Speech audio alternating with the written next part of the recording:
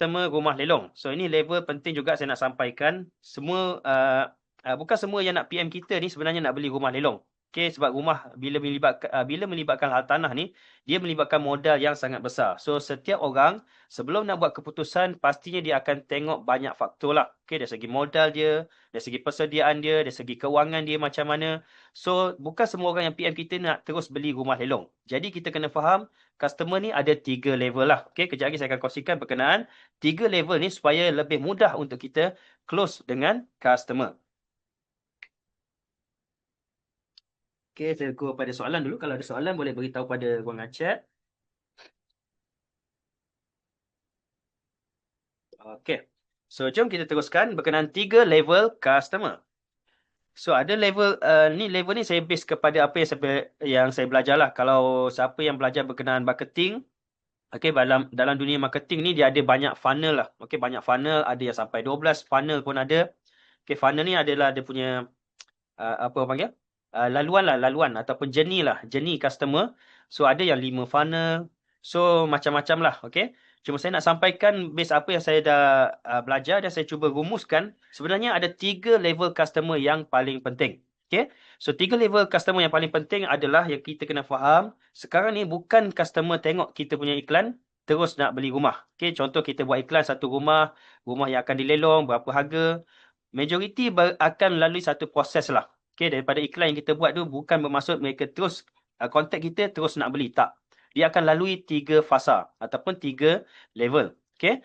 So daripada fasa tahu dia akan pergi pada fasa percaya. Barulah mereka boleh pergi pada fasa yakin untuk beli rumah lelong. So sebagai ejen lelong, kita bukan sekadar iklan sahaja dan tunggu orang PM. Tak. Kita perlu jadi orang yang boleh berikan khidmat nasihat, berikan guide kepada customer. Dan yang paling penting zaman sekarang adalah bina kepercayaan. Okay, zaman sekarang ramai orang takut dengan scam.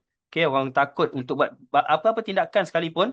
Sebelum nak buat, contohlah nak segi nak bayar deposit ataupun dari segi nak go pada next step. Okay, mereka dalam proses zaman sekarang lah, anda lebih tahu, zaman sekarang ramai yang dah takut dengan scammer, banyak sangat scammer sekarang ni. That's why anda perlu tahu cara macam mana nak bina kepercayaan daripada awal dengan customer, barulah lebih mudah untuk go pada next step. Okay, ini zaman yang paling penting zaman sekarang. That's why dia tak boleh lagi anda gunakan, walaupun zaman sekarang zaman AI. Okay, zaman AI banyak orang gunakan video-video yang bukan diri dia pun dia boleh gunakan. Tapi akan datang orang akan tengok kepada siapa individu tersebut. So inilah yang kita kena ubah zaman sekarang ni. Kita kena tonjolkan diri. Kita kena pamerkan kita ni siapa. Okay, kita jangan guna lagi cara dulu. Kita nak duduk kat belakang. Kita tak cakap apa-apa ataupun kita gunakan robot untuk bercakap. Tak. Zaman sekarang bila kita nak berada dalam zaman dunia AI ni. Okay, kita berada pada zaman dunia AI dah sekarang ni. Okay, bila dunia AI, ramai sekarang dah tak percaya dengan AI. Okay, that's why kita kena ubah, kita kena tonjolkan diri. So itu perubahan yang saya kena masuk dan saya nak ajak anda jugalah kita sama-sama masuk. Yang mana kita kena tonjolkan diri. Jangan lagi jadi macam AI. Okay, dunia sekarang banyak dah tak reality lah. Okay, so level 1. First, kita kena tahu prospek terlebih dahulu. Okay, ada level yang pertama adalah level prospek.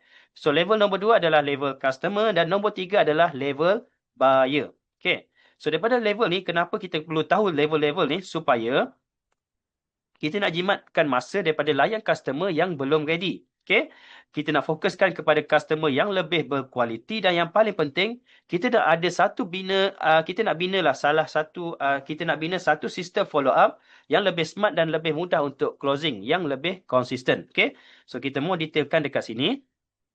Okay, strategi marketing dan follow up. So ada 3 level customer saya kongsikan. Satu adalah level prospek dan satu level percaya. Allahumma salli ala sayyidina Muhammad.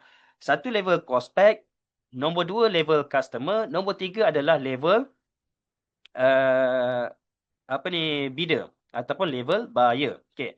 So first kita kena faham berkenaan nombor 1 dahulu. Okay. Mana-mana hal tanah yang kita iklankan dekat luar, kita iklankan dekat Facebook, dekat TikTok, anything lah media sosial yang kita iklankan, sama ada secara percuma, sama ada secara berbayar. So first, mereka ni akan mula nampak kita punya iklan. So, sekiranya anda tak buat level 1, bermaksud tak ada siapa pun tahu anda buat iklan apa. Ataupun tak ada siapa pun tahu anda buat apa. Okay? That's why ni level 1 paling penting. Anda kena beritahu kepada ramai orang, seramai yang mungkin supaya mereka nampak anda iklankan rumah lelong. Dan supaya mereka tahu dan kenal dan ingat anda adalah ejen lelong. So, ini fungsi level pertama iaitu level prospek. So, ni ciri-ciri dia lah. Biasanya mereka akan nampak kita punya iklan. Okay, mereka akan tertarik dengan kita punya iklan. Sama ada mereka akan like dahulu. Mereka akan komen sikit. Rumah ni ada lagi ke tidak. So, biasanya mereka akan komen-komen dalam kita punya iklan-iklan ni. Biasanya mereka dalam proses untuk ambil tahu. So, ini adalah level yang kita kena faham lah. Customer bila dia nak masuk pada level 2. Okay, level 2 ni adalah level percaya. Sebelum mereka masuk level percaya, mereka perlu tahu dahulu. Dia akan tengok kita selalu iklan ataupun tidak. Ejen ni boleh percaya ke tidak. Apa aktiviti dia. Yang ni boleh betul ke buat lelong. So that's why ini perkara paling penting lah. Anda kena beritahu seramai mungkin anda adalah ejen lelong. Barulah anda boleh dapat quality customer untuk pergi pada level 2. Iaitu level customer yang dah mula start percaya anda. Okay. So biasanya mereka yang dah masuk level 2 ni adalah mereka yang dah pernah engage dengan anda. Okay. Pernah chat, pernah WhatsApp anda.